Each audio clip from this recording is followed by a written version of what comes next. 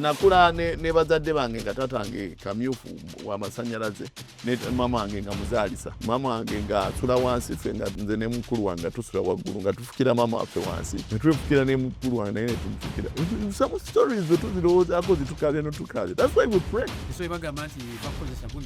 no that's why owulira it pains naye honorable as if you're painting tolinga ino buchayo honorable Mao mutima ate lwakiyanzija ku ballot sitting justice and construction afune ekifo ekyatugesembewo ffe nebbu omanyi Mao bw'aba ayagala ekifo kati ayagala kuteekawo ntino speaker ne prime minister basponsoring opposition kati muzeeyi ndawula e Masaka tasobola kuwulira oyo Gasiya Mao ne Mutenyo ne Siranda gwe bali mu kwogerako. It is painful to even my parents. Nga nakamala akalulu ka 2021 bampita okumpa obwa minister. They called me. Yes. Nga nesemye ku vice president bampita bampe sente mbe mu kalulu. And a lot of money up to around 2 billion shillings. So singa gwa badagaba ebidala by'obuzira. Bobi Wine needs to go. One. Waliwo n'ensonga zayogeddeko ne zikyuka. Bobi Wine is a politician. He does whatever he can to make sure that he remains in control. But you risk becoming a poor person. Those are people no goes on in the society waneno. Obwavu butta. Bobi Wine akunyuma. No, I like his music, I like his leadership style. Leadership style. Yes. Bobi Wine ayina weaknesses ze ng'omuntu. Nga ffenna. Mutuufu kati ye yali alabye ku ssente. Yes. Kati bw'aba agamba nze nakozesa tazirabangako. Yali alabye ku ssente Mao pase hazeba sinimani. Singa nasalawo okukola byabufuzi embalala twandivuddeyo n'emirambo. You were a direct beneficiary. Baali balina okufuna obwa minisita. Baali balowooza ku Sebamala n'abaana nga ennyo lyayisookeraawo. So not anyway. Did the person sponsor you? They can't even sponsor me.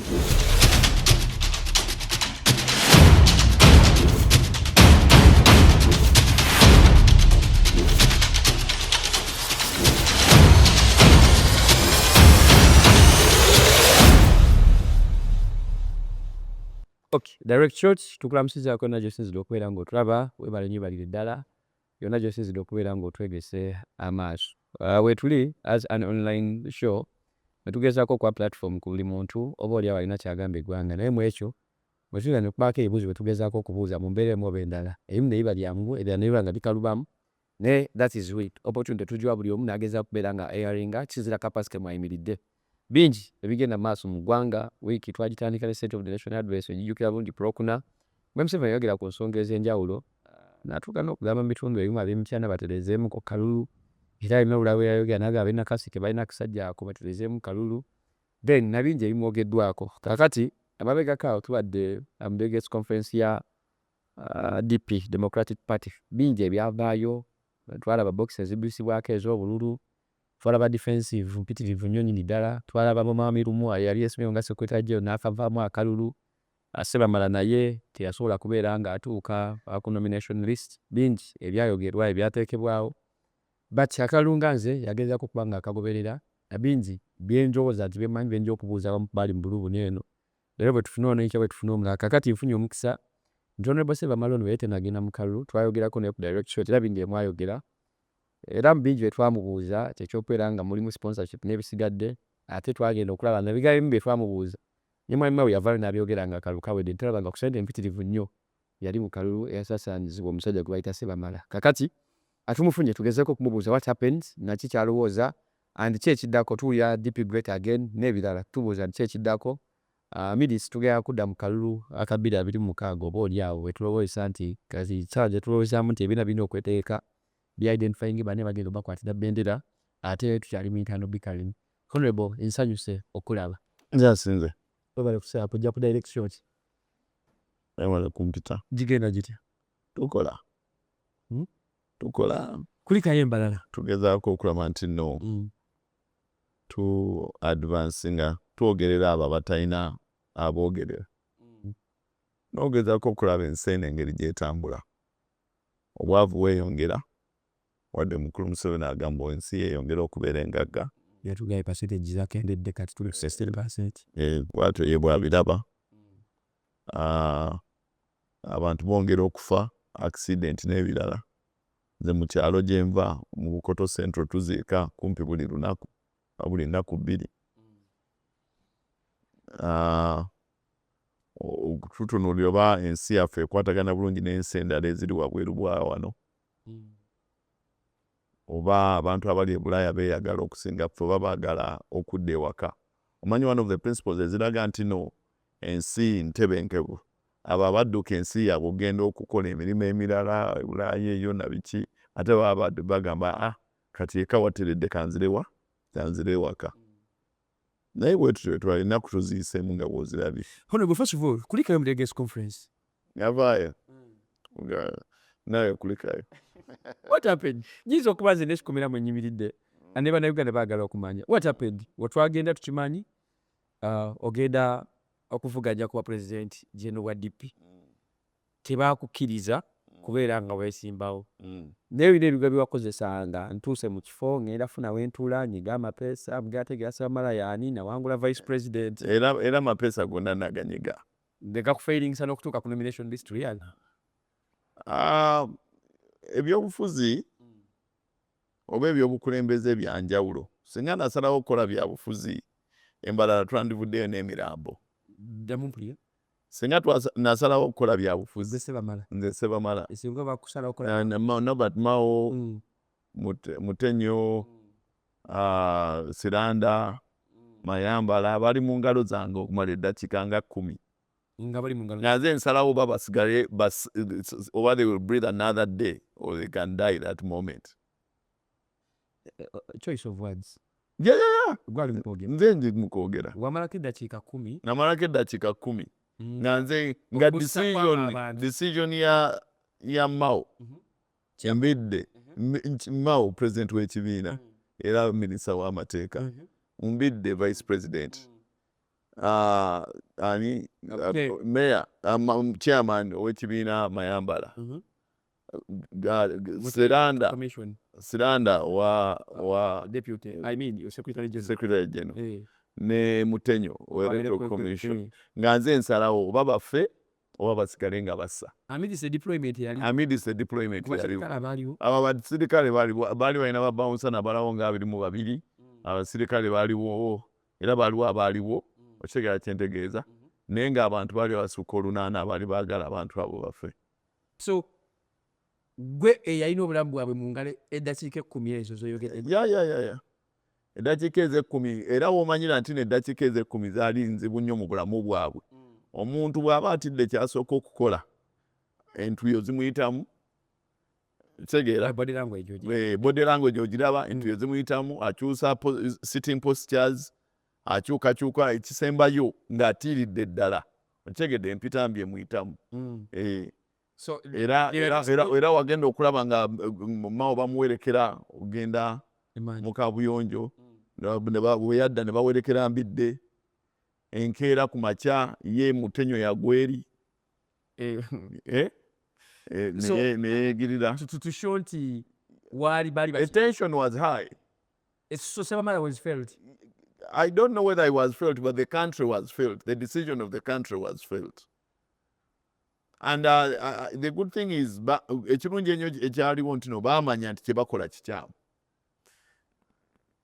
Bateeka sagala kudda nnyo mu byamabega.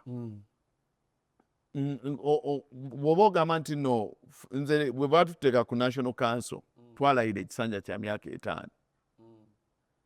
Ekiro ekyo ekisanja eky'emyaka 5 kyaggwako. Bo bagamba ekisanja ky'emyaka 5 kyalina kuggwako mu gwa 9. Olayidde ekisanja kya myaka 5. Bw'obeera abalala baati wannaba kutwala kati bamaawo baatudde ekisanja beewadde ekisanja ekirala kati kiri kikyaliko banga bakyewadde ne balayira n'okulayira si bwe kiri kati kiri ekisanja ekikadde kikyaliko kiba kyaweddeko. So ekisanja kyo kyali kiggwaafu ekiro ekyo kubanga we baali balondera ekikolebwa kiri bwe kiti ekisanja kyaffe nga kiggwako activity esembayo it is delegates conference. Mu delegates conference esalawo bani anakulembera DP ekisanja ekiddako naye eddakiika eyo esembayo ffe nga ba National Executive Committee tukola omulimu gumu ogusembayo okusookera ddala okulonda agenda okukola ki okukulira okulonda. Bwe tumala okulonda agenda okukulira okulonda ye activity esembayo mu kisanja kyaffe tulonda agenda okukulira okulonda bwe tumala okumulonda era nawe beera involved. Yes. tumulonda tutya baleeta amannya bwe bamala okuleeta amannya ago ne tukubako akalulu bwe tumala okugakubako akalulu ne tufuna omuntu agenda okukola ki okulondesa bwe tumala okumufuna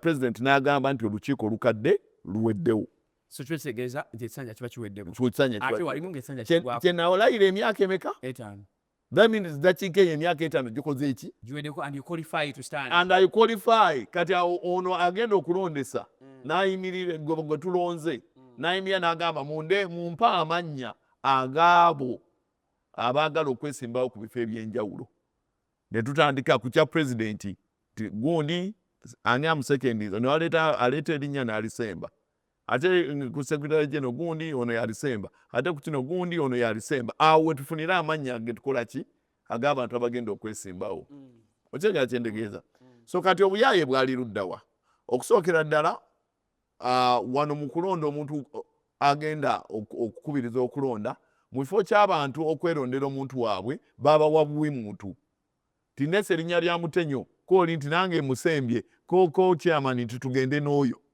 So ogamba nti internal process eya electing ani alina prevailing over electoral commission taking a sentence yali fraudulent kubanga chairman abantu bawanika emikono okwaya abantu okitegedde n'agamba nti Mutenyo nti kale ani amusemba nti gundi abantu wanika emikono okwaya abalala n'agamba okulonda kuwedde tugaddewo. So Mutenyo bamulonda ali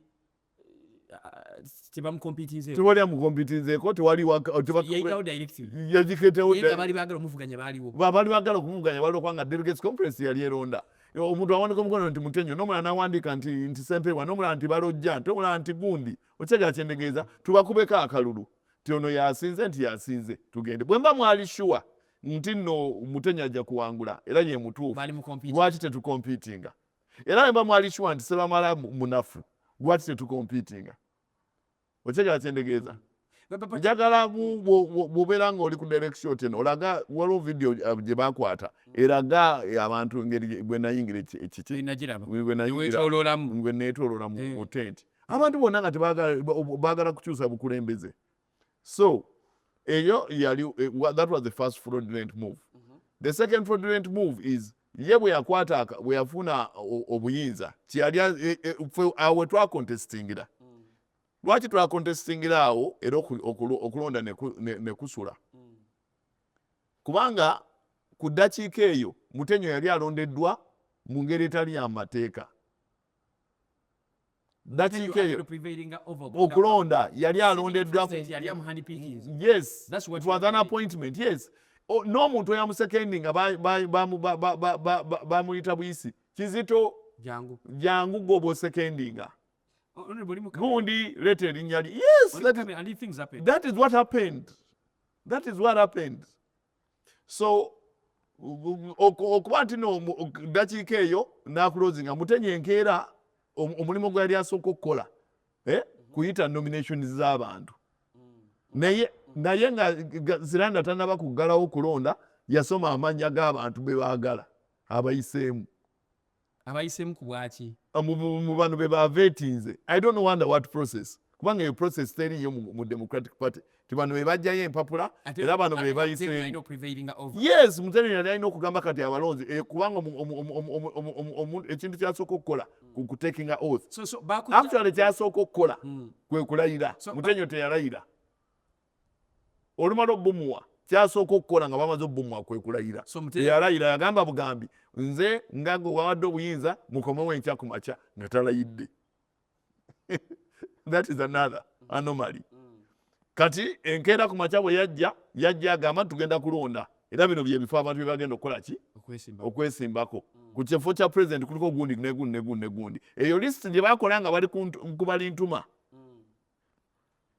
kati kyebakola baleeta lisiti eyo kifo tewaliiko kuwa president ate nga baali bagamba muno nsina kumala myaka 5 but emyaka 5 gyali gimaze okuwera okulonda kwagenda okulandikakwempapula nga tukwalifyinga byonna bibabuuze anyway kwali okutya kungi ate sibanenya sibanenya oba waliwo yabakozesa oba nedda sibanenya kubanga tebandinsobodde ban wali so kwa honorable Mao atula kiyanzija ku ballot sitting justice and constitutional afune ekifo ekyatugesimbewo ffenna eggulu ate gulu eliye wako jibambe twesimbewo ffenna eggulu I call on him ngende afune constituency ngende njesimbemu igwe nze Sebamala eggulu ono bamanyi ko gali Masakeri ngiwa wangu emukoto central kale twesimbewo Karamoja tulona eri neutral ground tugende Karamoja ababulire ebigambo byabwe bigambo bye nange mbabulire the man of the soil mu region nabo bennyini bamukaaba simu zaabwe tazikwata ebizibu byabwe balina tabikolako osobola okuwangula actually kana akalulu kandibadde nga eye open eri mukulu Mao kana akalulu you can go against Mami Mao mu kifo kye mu region ye anywhere in Uganda tine bwayesimbawo mu kalulu ako nengendayo nenteekayo candidate nsobola omukubirayo. That's true. Era bw'aba ayagala okumanya nze nali mu ggulu namalamu bwe nali noonya akalulu k'abadelegates ba ggulu namalamu ennaku 2 2 days era nawuliriza abantu bangi era nakyalira abantu bangi nnyo era abantu abo be nakyalira buli omu yali alina ensonga ze lwaki yali akola ki yali ensonga ze ne mukulu Mao ekisooka atakwata masimu ge gaabwe ekyokubiri but he has lost touch with reality. Byaliko birala n'abantu bye baliko birala. Abantu batuuka okusima ne boogera ku mukyalawo naye ali mukyala we tatuwa kitiibwa abeera eringa anywa sigala oba kyega kyendegeeza twakyala ewuwe n'atuwa capati otuwa capati okulya.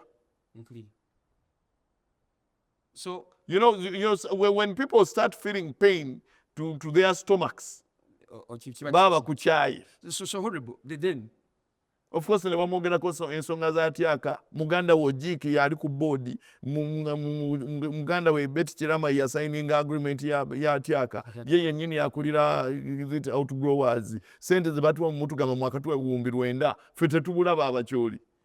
You know abakyoli balina pertinent issues. Tuwachuli ya konti kono boy ayinza contestinga mukalwaje wano nga MP mukalwa kaje sikiwulirangako ate saagala kumanya Zara kumanya kubanga simu esimbu. Honorable, as if you're painting it, olinga ino buchayo Honorable Mao mutima. As in kuwacha. No, he's not a leader I would recommend to the people in Acholi. Tukiriza anti abantu babecholi ba. No. He's first and foremost is used by the state in broad daylight and in the night. Otega chentegeza chichokai the same story inti nawe sente zilize walichozo ino na mkalulu aka DP mbaye nawe tazirabangako mutuufu kati yali alabye ku sente. You're talking to a sitting minister. Yes kati wabagamba nze nakozesa tazirabangako yali alabye ku sente. Mao pase has ever seen money. Mao with money. Bwe twogera abantu can we put money and Mao in one sentence? So okuteeka nti Mao ne sente mu lunyiriri lumu negenda obuuze ku Sebamala ne sente for as long as genda tandikira waffe waka kubanga ewaffe waka abantu ewaka ne wetwabulwanga nga tetulina kyakulya nga mbagamba bato bange musigale wano kanzije nengenda nenkola ekipoota nenkomawo n'omutwalo ne mbagamba guno gwe tuba tulyako omugati oba chapati oba ejji from home. Bazega chendegeeza my background is very very humble. Then nakula ne bazadde bange nga tatange kamyufu wa masanyalaze ne mama wange nga muzaalisa. Chega chendegeeza twazaalibwa abaana 8. You can imagine the load we had. Tatange gye balina nga tusula ku ddeeka mama wange nga tatange olwo baamukwata baamutwala mama wange nga asula wansi ffe nga nze ne mukulu wange tusula waggulu nga tufukira mama waffe wansi. Netwefukira ne mukulu wange naye netumufukira nga n'akalwaliro katono nnyo manyoba obulaaliro wano omulwadde bwajja atulaawo amadaala wano waliwo amadaala mubateeka eddagala emabega wa wano we batuula waliwo kateni gye bakubira empiso. Okyegera kyentegeeza nga tuli mu muzigo gwa rumu 2 mu maaso oddwaliro emabega gye tusula. Okyegera kyentegeeza twata kusoma nga nsomera mu bigere. Okyegera kyentegeeza taata bwe yadda oluvannyuma nga nga Obote amutadde Obote yali amukutoba ngani kubanga bali bamanyi muyekera nga biye kuye ina under torture. If you talk about torture, my father knows torture kitanga agimanyi. So I know fe twakola mu primary ng'emmotoka ya banka teva waka ya Centenary ng'ate bwegenda nga mama fe tumugamba banka fwe ku sente banka ereese sente lwaki totuwa ku sente kumbe badde baleese bazze kutwala nnyumba kutegera kyendege twasomera eri Nazareti katongera eri wansi Nazareti Rakai. Some stories betuzirowoozaako zitukale notukale. That's why we pray. So bagamba nti bakozesa gundi yamutaddemu sente. No, that's why it pains. It pains because people do not know where we have come from. Okitegera kyendege eyo katongera eyo ku Kagera n'osomera mu bigere abaana b'abantu b'osoma nabo nga bonna bazadde baabwe baafa. But we were a family. Nga bwe nsanga ng'oyambadde essaati yange ya uniform, it is okay. Bw'osanga n'empale yo it is okay kubanga ffenna tuli baavu, ffenna tuli bato. We enjoyed the space. Twagendanga ku kyalo ne tuba ffene ne tukuba emiyembe ne tukomawo nga tuseka. That is where we came from. So government choosing I can't go to the seminary. Very few people then who used to go to the seminaries nga bagazadde baabwe bagagga. Seminary walikimanya? Nani Bukalasa seminary. Yes. And I was there. From there nengenda Namiryango nengera tata nga afunye ku sente nga bwe yeyiya. Tata afufe yagula ennyo emmotoka nga nina emyaka 15. Tegedde. Esooka. Emmotoka esooka I had 15 years. Nenga ya specialist nga sente zange kanseke baana bange basome.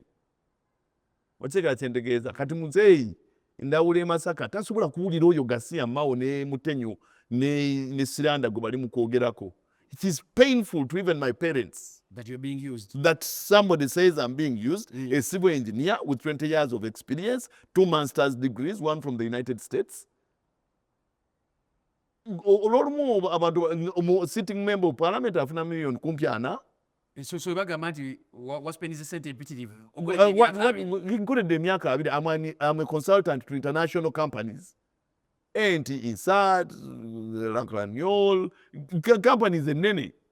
Sisi nze nagibalira emirimu gyayo China State, January 7, ne babalirako emirimu wano nga bakatuuka wano nga nze mbabalira emirimu gyabwe. They have contracts all over. They pay me commission. They paid me commission then. Chegede. I have sitting businesses in town. I have infrastructure in town. Not even in the villages, but in town, in the middle of town. Kampala. Yes, in the middle of Kampala, Rome Street and Mengo.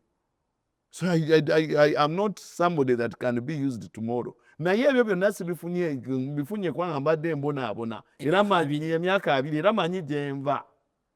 I always tell people nti nze I always sit down nenfukamira nensaba Mukama nti mpa omukisa nange omukisa nguwa abalala. Bless me to bless others.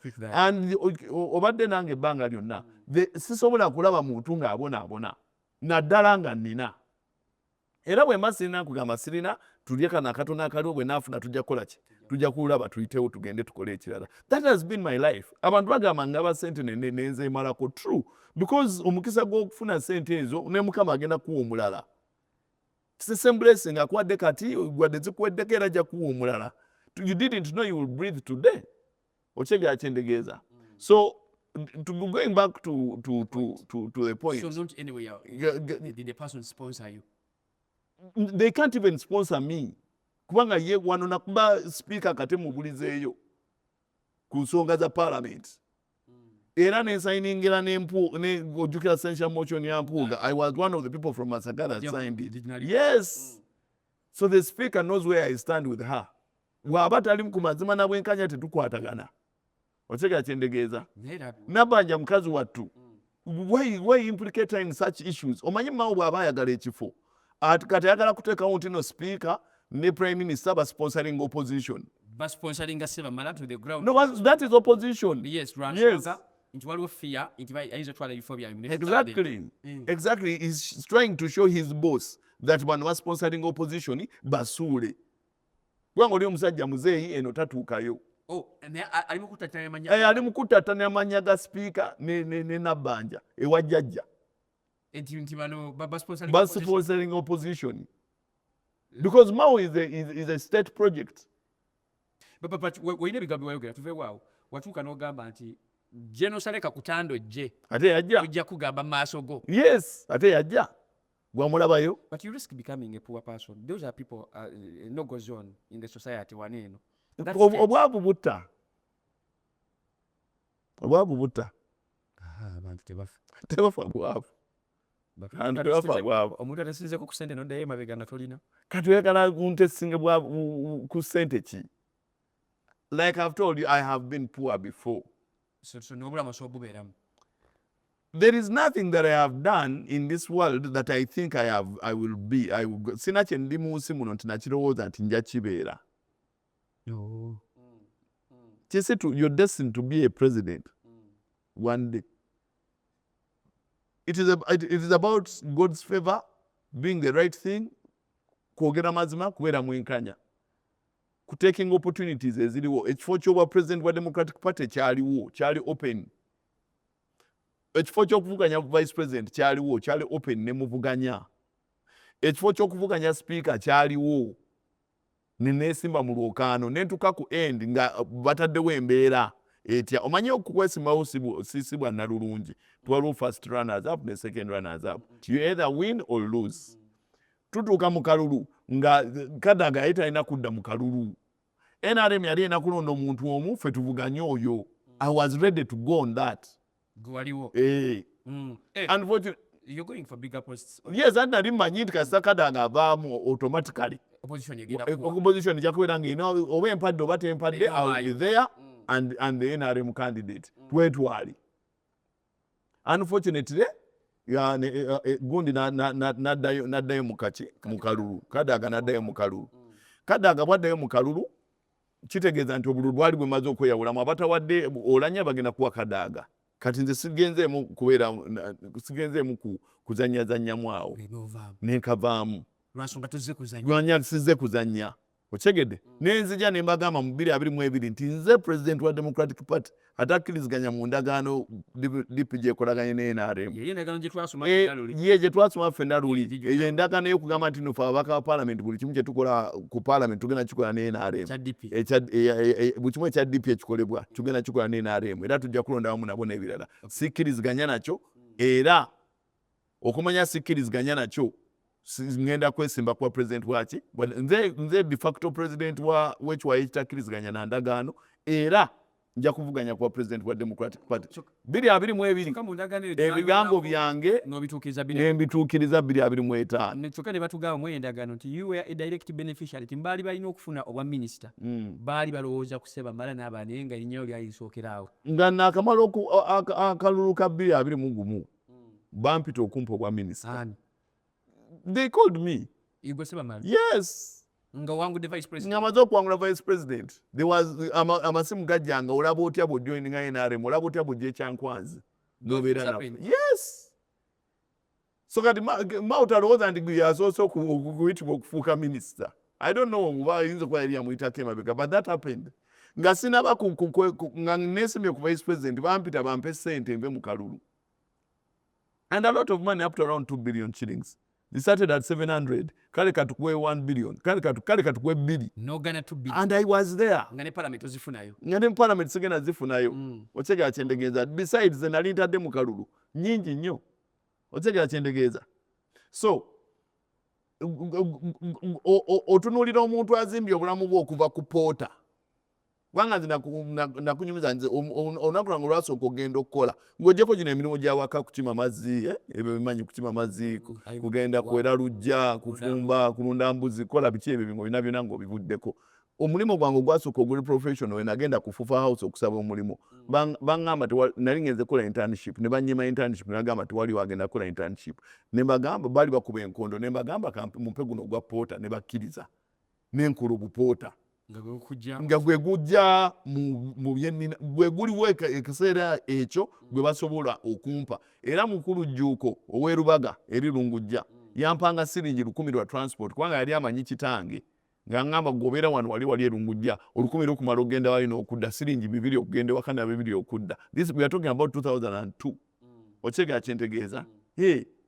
From there nenzimba eyo ne mala mukulu zimwe nampa site ye ewaka State House Kangole, Senior Staff College Chimaka, Magamaga, Zani, Zona, World Food Program Stores, a guru, Netugena, Tukoling, Budeza, Genanga, South Sudan, Gojukan, Abarimukuba, LRA, Netuvayo, Nemala, Nefuna Company, young a personal, Ochega, Chendega, Vajita Dutch Technical Services, Nentandika. Yeah, you are. Denzija omuntu yasooka okumpa ow'okuteeka office bamuyita byansi nagenda ne mugamba olina ekizimbe kino kyonna naye njagalako akarumu ako kuteekako nangamba jangu nkya ssaawa 2 natuuka 11 nga bakwagala 2 nga njagala 2 yajja 5 tewali buzibu n'akampa ka space bwe nali njagala ebintu ebigenda mu office waliwo omwami bamuyita Kabali nali n'akatenda kembaze ku district nga ebiseera ebyo kampani yange ngitambuliza mu kasawo mu kipapula mukasawo ngenze ku district naye akatenda kembaze nga naye kabaze najja nanga goli mwana muto bino ebya engineer ebya tendo byagaza kati tukole bwe tuti ojja kubalira nganze ebitabo ne mugamba nawe mpa bintu byenteeka mu office yali alina ebintu bya secretary yali eyo mu Nyendo n'agimpa ne tujja ne tubiteekamu. That is how I have been studying. So the way I have lived my life is a step by step. So waliwo tegese okugamba mwami Sale mu face. Yes, tetukwagala lwa nsonga zino za zino na zino na zino. Okyagala kyendegeeza. Sale bamuzimbira ekifaananyi nti mulungi nnyo. Okyagala kyendegeeza era ye ebibyo bya operation wealth creation na buli kimu, which is okay. Okyagala kyendegeeza naye ate weetaaga omuzimbira ekifaananyi nti Mao y'ono gwatamanyi mu karakita be bamanyi era ye deputy bangambye waliwo kampani gy'alina nga Mao ye vice. Yes, there is a need for us to say Sale tumanyi Sale nti ye omuntu ono buli lw'obeera naye ekitiibwa kyo kikka, ekitiibwa kyo kiina engeri gye kikola gye kifa. Obadde weezimbye ng'otuuse wano naye bw'obeera n'ono na bino byakoze bino byolaba bakulaba batya. Okyagala kyendegeeza. Do you know the person you're going after? Mwami Mao, do you know the person you're talking to? Do I know Mao or do I know the person Mao? Simanyi Mao. Mao has 3 personalities. Mao bwe tulaba mu public. Mao Orator. Yeah? Any orator. The orator and everything. There is Mao, the private person, mukazi we gwamanyi. Oyo simumanyi. There's the Mao, the personality. Mao w'omunda asobola okukola ekintu ffenna kye tutamanyi. Ne bw'atta omuntu tetujja kumanya. There are 3 personalities. The Mao gwe manyi ye wa public. Politician and orator. Gwawadde access okutegeera. Mukama gwatuwadde access okutegeera era nze bwe nvuganya. Saagala private na personal. Nze ono Mao ali mu public musobola. Ono Mao ali mu public oye musobola. Naye kati bali abalala and my vote was not against Mao. Was against the DP president. I went in for an empty position as President General. Tukoye first and foremost that tribalistic character. Abaganda. The same thing applies to Siranda yabadde nga ali ku BBS. Ngayogera Abaganda era twawulidde olulimi oluli awo olulimi olwabadde lwogera abantu abadde batugoba lwabadde olulimi lumu Luganda, because everyone in Uganda knows Luganda. N'obwogenda Tooro, n'obwogenda Acholi, n'obwogenda Karamojja, n'obwogenda Luddawa, abo bonna abantu bamanyi Oluganda era it is a unifying language. You're going in court. Ebyogamba bijjukira ng'obyogerako.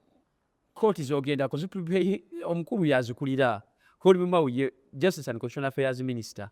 Is it a wastage of time nakumalira abantu budde kugamba tugenda mu court gye mutagenda kufuna justice kubanga gw'oloopa ate ye boss gy'oli mu kumuloopa. Katusooke tumuloopa. It is our right. It is our right okuloopa omuntu ne tumutwala mu court. Jim Muhwezi is state. Obadde okimanyi? Yali minister. State is under gwe tuba tubala abantu abali mu state ne Jim Muhwezi mwali. Obadde okimanyi? Gwakingamba. Be batandika entalo zino z'olaba eza 87 era be baalwana be bannannyini kano ka gavumenti. Eno government very big. Okay, eno government. Naye yagendako eruzira. Of course, izijukira bulungi. Sam Kuteesa baali bamutwala. Bamwitaani ono yali vice president Bukenya yagendako wa eruzira. nze kama kwogera as powerful as I am bampikingako olumu ne bantwala ekitali otegedde under no allegations siri allegations and nze kennyini Jennifer Abodo yagenda n'atuna mu allegations nga nfu n'azigoba. Yes, yet I was an opposition MP agenda okuyimirira against the vice president. Ekyakutwaza it was politics. Yes. Okay. Ekyantwaza it was politics nebanteeka ku TV zonna ng'omuntu omukyamu na biki. Yen process Abodo yazituna bonna kama nno muno temuli musango. Ne church erina we yakkubira. Ne babijjawo. Otega kyendegeeza. Church will always be with me because I was a seminarian and I'm a true Catholic. Church will be with me and I will defend church to the latter. Leero kankuwa ekigambo ekirala. Leero nina omumwami bamuyita Bashir Kamisi omukama amuwe empeera. Yagenze kukaba n'ekifaananyi kyange kya President General. How would you feel? Yagenda kukaba Emeka n'ateekako ekifaananyi kyange n'agamba Mukama omwana ono mukulembeze. How would you feel? Is it Catholic? It is about identifying potential. It's about identifying okusunsula abakulembeze abo abagenda okutwala eggwanga lino mu maaso. Bajournalists bangi bampisa okwogera nange. Ondaba ndenda njogera nabo. Okay. So what next? Very many journalists have called me. Jangu twogere, but I identify potential n'engamba ono omwana kisitu. He's different. I now jalaga. Let me give him a chance. Otegera kyendegeeza. That's what it means. That is what it means. Okwogerera abo abatalina ddoboozi. Buli lw'osuffocating a Democratic Party. N'oleeta faaji wano mu parliament. Ne mu kanso za district. Ne mu kanso z'eggombolola. Abantu abo tebajjayo ddoboozi ly'abantu. Tebabeera na birowoozo bigenda kuyiiya kulaba nti okay bw'aba gavumenti terinaawo ssente z'amazzi nsobola okunoonyayo NGO tusobola okuwandiikirako omuntu ali e Bulaaya ne resource mobilization proposal writing n'ebirala abantu baffe ne baba bulungi. Okyadde kyendegeeza buli lw'otuula ku ddoboozi ly'abakulembeze abatuufu ebyo by'ofuna. Now ffe kye tulwanirira ye Democratic Party okuvaayo edde ku ntikko. Actually DP Great Again is Democratic Party ku ntikko. So njagala kya DP Great Again. Yes, DP Great Again, Democratic Party ku ntikko. Ogoloza tu for second, aventure for second the Ugandans in DP abali balowooza ati okay ogenda kutandika ekiwayi, ogenda kutandika movement endala, ogenda kuva mu DP. Bwe kinaaba kyekyetaagisa okuwa bannayuganda ab'eddoboozi nja kikola. Ove mu DP. Eggwanga kuwa bakulembeze eddoboozi. Munnayuganda kyaffe tafaayo na kufaayo oba oli waki oba waki. Kyayagala mazzi mayonjo, kyayagala luguudo, kyayagala kubutasula mu nzikiza, kyayagala mirimu. Okyegera kyendegeeza baana begenda ku ssomero. Regardless of ekibiina mw'oli munnayuganda, if NRM was doing all of that singa tewali wagivuganya, singa NRM yali etuukiriza ebisuubizo byayo ekyanamukaaga, there would be no opposition. Okyegera kyendegeeza because what abantu bannayuganda bye baagala weebiri biri mu line. Gwe kyolina okukola ku making sure nti obibatuusaako. Okyegera kyendegeeza ate gwe toyagala bibatuusaako. So people are not bothered by the political party. They are not. Honorable, tekimanyi nti wanvina abaka parliament bagira ku political party strength yokka nga talina muna input ye ng'omuntu. Just party kumuwa kadi najja. Kati ewaabwe n'akolayo ki? Era bagenda bavuganya oba nedda. Bw'ebanga NUP yakuwa kadi yayo n'otuuka wano mu parliament n'otalagawo nkyukakyuka eri expectations z'abantu bo mu kyalo, bishuwa ogenda kuddayo bakubuuza aha. Patule bwaliwo allegations ezibaddewo nti lwaki tajja mu NUP n'ava mu eyo, lwaki some olive. Why NUP? Because it's the immediate opposition political party that seems to be strong. But I'm not for personalities. I'm not for parties, I'm for personality. nze amazima akire Bobi Wine yayimbako ng'agamba nti bw'obeera nga oli ku mazima oyimiriranga we bw'omu. His own statement. Mbadde nkugamba ne oluyimba olulala luyayimba luyagamba enguudo ze twayitanga nga tutambula ku bigere kati kwe tuvugira. Bobi Wine akunyumira? Yo, I like his music, I like his leadership style. Leadership style? Yes. In quotes? Leadership style? I don't put it in quotes. He's the way he is. You like Bobi Wine's leadership style? He's in politics. Honorable, you know when president in mikwano jo? Ba president ba Ruto, ba Chilema, ba Ramaphosa, ba president bebibina. Akena is also my friend. No. Ngende ba presidents ba countries. Ngabo gamba Ruto akayinde Chilema nti osho mukwano go. Yeah. We text and talk. Then no gamba Bobi Wine's leadership style in the same line. Bobi Wine is a politician. He does whatever he can to make sure that he remains in control. As a politician. Politics is about kwata buyinza na kubusigaza. Ocheka chendegeeza. Consolidation. Yes. Bukwate capture and control. Retain, consolidate and retain. Ocheka chendegeeza. So njagala nkumuuze gobo botunulire ekavule. Ani nanyini buyinza. Ye Bobi Wine. Yeah. Oh, kati abamukulembeze mulungi. Kali ku script ye. Era script ye yakwata obuyinza bwe era abuyina. Yenna ayagala obu-inflictingako pain gomanyi. Whoever, he will do anything to retain his what? His power. His power. Capture and control. Really, capture, retain, control. Yes. And don't even dare think that he's not strong.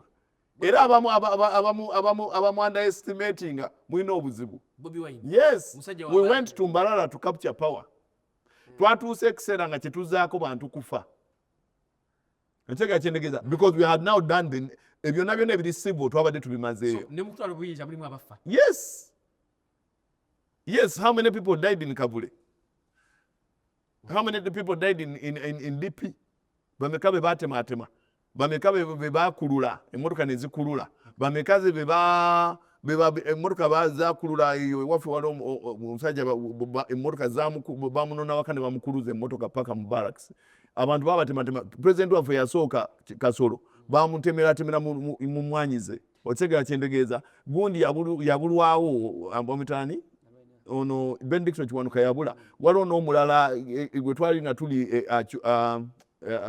West Nile waliwo omukulembeze omulala era gwe baabuzaawo ntegera kyendegeeza. So that is part of politics. Politics has very many things. Abamu, there are two types of politics. Waliwo abasobola okuzanya politics ali clean, oyo Sebamala. Clean politics. Toyagala nnyo bantu kufa, toyagala byakulimba, toyagala biki, toyagala biki. It depends on the following. Abantu bakoowa kati abantu bakooya ababalimba. Otegede ne waberawo politics owamukulu Museveni gwolaba tiisa abantu baffe biki gulirira otegera kyendegeeza oyo naye gyali. Ne waberawo politics agatta byonna bakulabanga omutuufu ate era nabiri ng'obikola. Otegera kyendegeeza ebyo naye Museveni akola ki?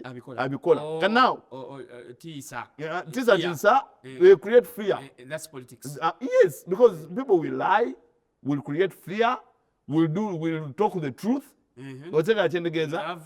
Will love and fear. And buli kimu bajja kikola. Politics is a combination of all. Leadership is about bwe bamaze okufuuka political leader nga Museveni bwali kati show direction to the country. Naye banaye mwe benkulembera tudde wano. Honorable, I'm lucky nti nkulina. The allegations ezajja nga zigamba mbu opposition political parties aba opposition bigwigs baneeno bayi tebasobola kukkiriza era Sebamala kukwata buyinza bwa DP olw'ensonga olaba kiwawangudde but you made storm in the news washekinzeemuko ate bakuwangula that ne mwayi Museveni yennyini teyandikkiriza okwata olw'ensonga yandibadde afuna enemy omulala gwe bataplaninga. No wonder lwaki tebakuteeka ku nomination list. That is a theory. Did you have it in brains? That is a theory. But omanyi omukisa tebaguzibira kkubo. omukisa mpewo mu politics mulimu omukisa tolabangawo bantu beesimbyewo emyaka n'addamu neyesimbawo nga tayitamu n'abikola byonna n'aleeta ssente ne bazirya n'aleeta ssente ne bazirya n'akola biki n'amala ebbanga lye lyonna mu nsi nga tafuuseeko mukulembeze omulago wa kadi nga tabiriiko ne bamulangirira nga talinayo ye gundi goyiseemu tobamanyi banyo abalayiribwa bajjano sinakuba MP wokka ne kuba kansala wano mu NLP jjo yes naye nga waliwo abaali beesimbyewo mu kalulu ke kamu ne bakola buli kimu otegera kyendegeeza now wegubanga mukisa gwange okukulembera nja kukulembera ate sidda nnyo 2026 tunula yagaba president gwe tunula keep watching you believe in yourself because I see this country is bleeding abantu babonaabona abantu baagala bukulembeze it is upon us to wake up and give them that leadership otegera kyendegeeza abantu bakooye you people do not know the pain of abantu okwekubira omutwalo n'oguba waawe ne bagwekubira ebikonde. You get my point? Yes. You don't know the pain of okusanga omwana wa myaka 24 nga takwatanga ku ssimu. At 24 takwatanga ku ssimu tamanyi nawe baginyiga. Tolabangako mwana ng'ali mu ppala mu mazzi anoonya kyakulya that day atwalire muzadde we. You don't know the pain of okusula mu nzikiza Monday to Monday yatuya paka ku myaka 4 5 abantu bali mu kyalo balina emyaka 5 balina emyaka 7 tebalabanga ku masannyalaze mu mayumba gaabwe. You get me? Oba kitegera kyendegeeza. You don't know the pain that is in Karamoja. Ne bajja abantu bonna ne babookya. Lwakuba bagenda kuteekawo bagalawo golodi wansi balabye waliwo golodi genda wano ebunyoro olabe ebiri mu oil reserves okitegera kyendegeeza genda kasanda olabe ebiri mu gold genda ekaseese iron ore abanywadde lw'enzooli baani companies endala ziri mu kumumayininga n'ebirala okitegera kyendegeeza genda jangu wano mu Buganda ekyennyanja ekisinga obunene empuuta tebakukkiriza gitwala n'akatono bwe kati ka mukene nako olina kuteesa bakuwa ennaku 2 genda ku Lwokubiri ne ku Lwokuna. You get my point? I understand.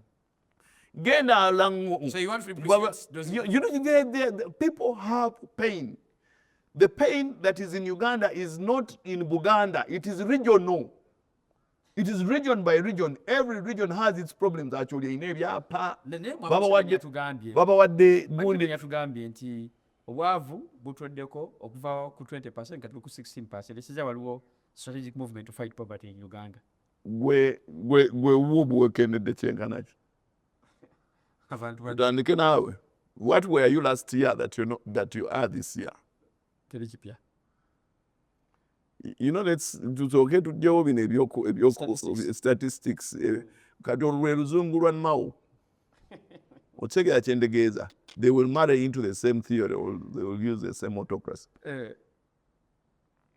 Okulaba obwavu kitandika naawe personal. Era gwe gw'otandikirako okugamba nti bannaayo ebintu bikoze eki. Egwali mu position y'okubaako ne koofuna. Yes. Buli muntu waali awatandikira okubaako ne kaakola ki? Ne kaafuna. So zino statistics zibuzabuza. Nze twale. Nze all I know is obugagga buli practical. Obugagga nze simanyi obugagga bwe bagamba nti gundi alabika mugagga naye ng'atambuza bigere abaana be tebasoma.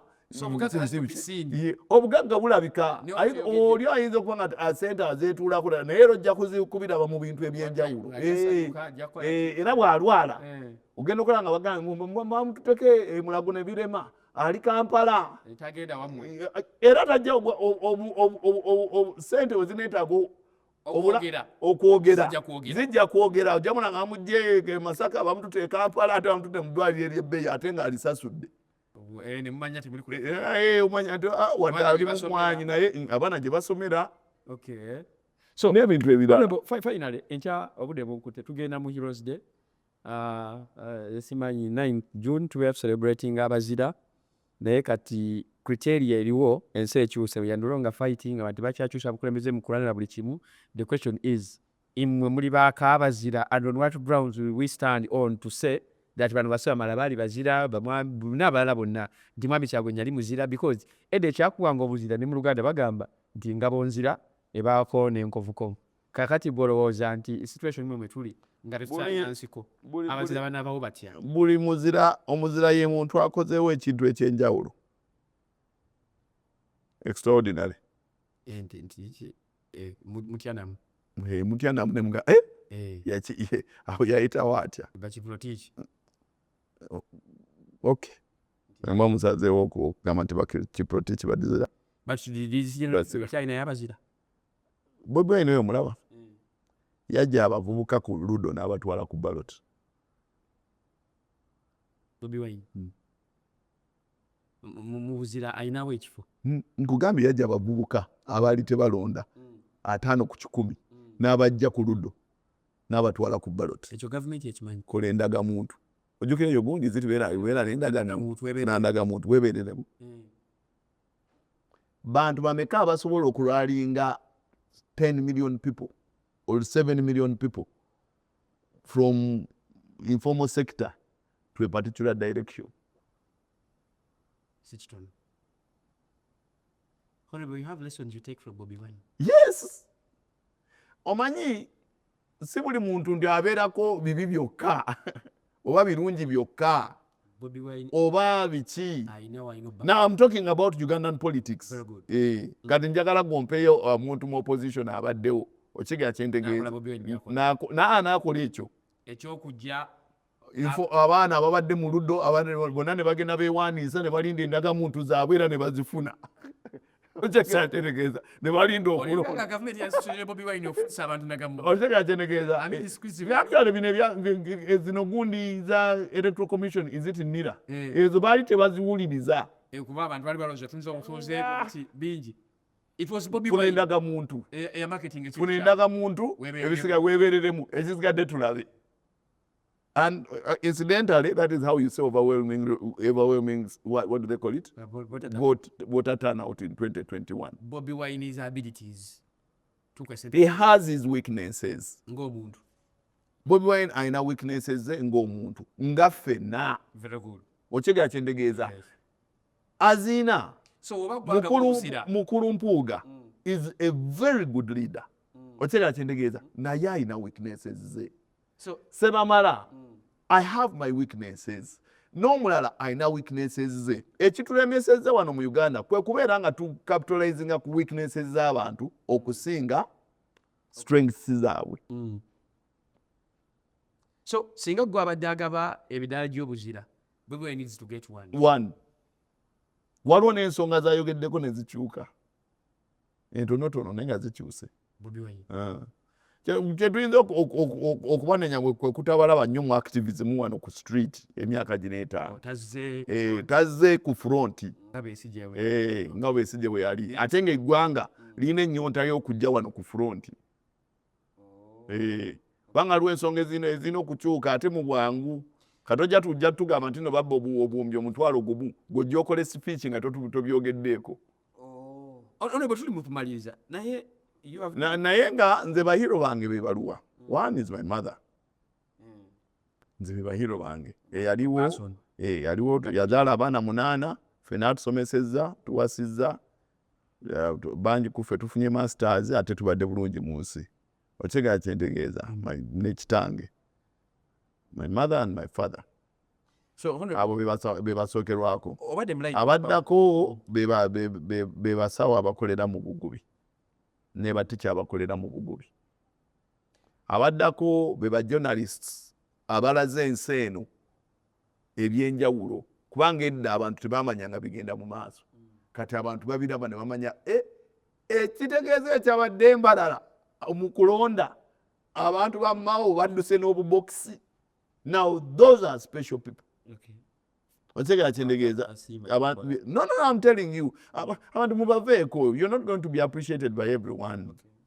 Nange banjogerera otegedde kati nze osanga abantu eyo Sebamala mufere Sebamala iziti obo biki byabe banjogerera mwezi Sebamala biki no mubuuza yenda ku mamawo n'omubuuza yakufera ki waliwo ettaka lye wamwe lyabba nakuweza biki tubiraba nenga bayogera so mwoyogereze takusoza kayanziko you have rubbed shoulders n'abakulembeze gwolowooza mu Uganda muno if you have to discuss finally nga tumaliriza if you have to discuss people who are next to power ekiyinza okugamba nti obuyinza buyinza okuba mikono gyabwe maaso awo kiyinza kusonga ku baana Muhoozi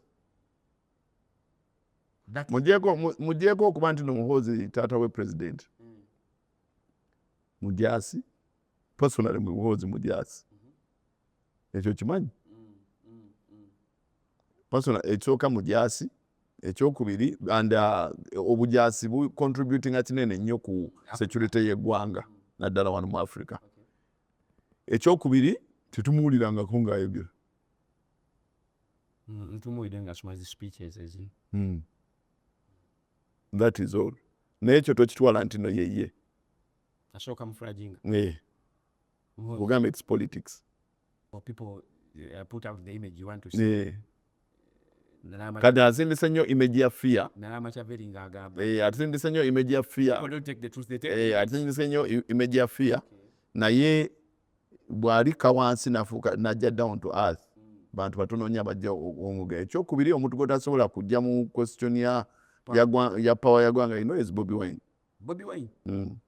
alina abantu abamukirizaamu miliyoni nga 4 ate ng'ozi reflecting n'ekawulo bataano so kati you need him otherwise singa akomandinga otherwise obuzibu buba buzze so Bobi Wine mulayini ya power naye mwali mulayini ya power mwali nnyo Bobi Wine omulala gwenyinza okulowooza yandibadde ajja abandibadde bajja mu layini ya power awo ng'oggyeko abo ababiri of course bw'otunuulira abantu abagenze national ne bakola national wave nange mwende ku bantu abakoze national waves all the time through the speaker vice president na bino ebibaddewo ebyembalala ebya DP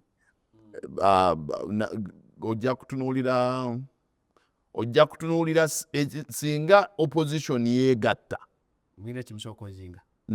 nefuna leader omu kisoboka buli mwe ina different goals different gundi bazita ki ebibiina ebyenjawulo bijja kwegatta otegera kyentegeeza ebibiina ebyenjawulo bijja kwegatta naye nga nze kyemmanyi nti omuntu agenda okutwala okulembeze bw'eggwanga lino abantu tebajja kumumanya agenda bakwata by surprise jagenda okulaba nga eggwanga liri mu mikono mirala oba oyinza okuba ali awo nze ejja okubeera mu mukwano gwa president bwekyo kyambudde Sebamala ayingirira omubaka wa parliament wa Koto Central bwekyo bwekyambudde ebiga byagenda ebivunanyizibwako ng'obuntu biba bingi ebyokukola buli ebitwire empinga muganda misaifu abeera yali emabega mukwate final okubita emaatema FX media tugeeza okuba nga tambula nayo akumata kumira mpeera mwera